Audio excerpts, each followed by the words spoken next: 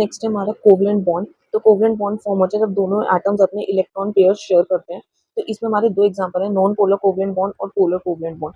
तो non polar covalent bond को हम सिग्मा कोवलेंट बॉन्ड भी बोलते हैं, बिकॉज इसमें सिंगल बॉन्ड फॉर्मेशन हो रही है, और जब सिंगल बॉन्ड फॉर्मेशन होती है तो उसमें रोटेशन भी होती है और फ्लेक्सिबिलिटी भी होती है। तो इसमें क्या है, इक्वल शेयरिंग हो रही है इलेक्ट्रॉन की, और इसमें अनइक्वल शेयरिंग हो रही है इलेक्ट्रॉन की। इक्वल शेयरिंग इसलिए हो रही है क्योंकि जो दोनों एटम्स है उसकी इलेक्ट्रोनेगेटिविटी सिमिलर है। सिमिलर इलेक्ट्रोनेगेटिविटी की वजह से इसमें इक्वल शेयरिंग हो रही है इलेक्ट्रॉन्स की। तो इसमें एग्जांपल हमारा कार्बन कार्बन सिंगल बॉन्ड। अब इसमें हमारा पोलर कोवलेंट बॉन्ड है। पोलर कोवलेंट बॉन्ड में क्या हो रहा है, डिफरेंस हो रही है इलेक्ट्रोनेगेटिविटी में। इसमें एक एटम ज्यादा इलेक्ट्रोनेगेटिव है और दूसरा एटम लेस इलेक्ट्रोनेगेटिव है। तो ज्यादा इलेक्ट्रोनेगेटिविटी की वजह से वो अपनी तरफ इलेक्ट्रॉन क्राउड अपनी तरफ अट्रैक्ट कर रहा है। तो इसमें एग्जांपल हमारा OH बॉन्ड, जिसमें हमारा ऑक्सीजन हाईली इलेक्ट्रोनेगेटिव है देन द हाइड्रोजन।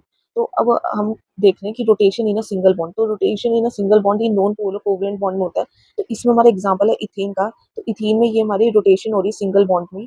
अब इसमें क्या हो रहा है, इसमें दो कन्फर्मेशन शो हो रही है, एक हो रहा है स्टैगर्ड कन्फर्मेशन, एक हो रहा है एक्लिप्स कन्फर्मेशन। तो स्टैगर्ड कन्फर्मेशन ज्यादा स्टेबल होता है और एक्लिप्स कन्फर्मेशन लेस स्टेबल होता है, क्योंकि इसमें जो एटम्स है वो एक दूसरे से दूर दूर है, डिस्टेंस में है। तो ज्यादा डिस्टेंस होने की वजह से इनमें लेस रिपल्शन हो रही है, लेस रिपल्शन की वजह से ज्यादा स्टेबल है। और यहाँ पे एक्लिप्स में क्या हो रहा है, इलेक्ट्रॉन्स है, ये कोई भी एटम है वो एक दूसरे के पास में ज्यादा क्लोज है, क्लोज होने की वजह से रिपल्शन हो रही है, और रिपल्शन होने की वजह से लेस स्टेबल है। अब इसी का ही हमने कोवलेंट बॉन्ड पढ़ा।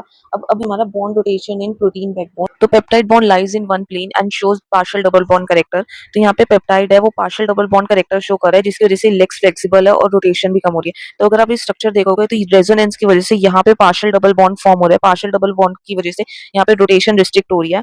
और एक और बात करनी थी, वो है डायहेड्रल एंगल के बारे में। तो फॉर एग्जाम्पल ये A B C D ये चार एटम्स है जो एक दूसरे से कनेक्ट है, और यहाँ पे डायहेड्रल एंगल फॉर्म हो रहे हैं ABC के बीच में एंड BCD के बीच में। यहाँ पे डायहेड्रल एंगल फॉर्म हो रहा है। अब डायहेड्रल एंगल 0 होता है इन सिस कन्फॉर्मेशन में, और 180 डिग्री होता है ट्रांस कन्फॉर्मेशन में। तो ये ट्रांस कन्फॉर्मेशन ही सिस कन्फॉर्मेशन है।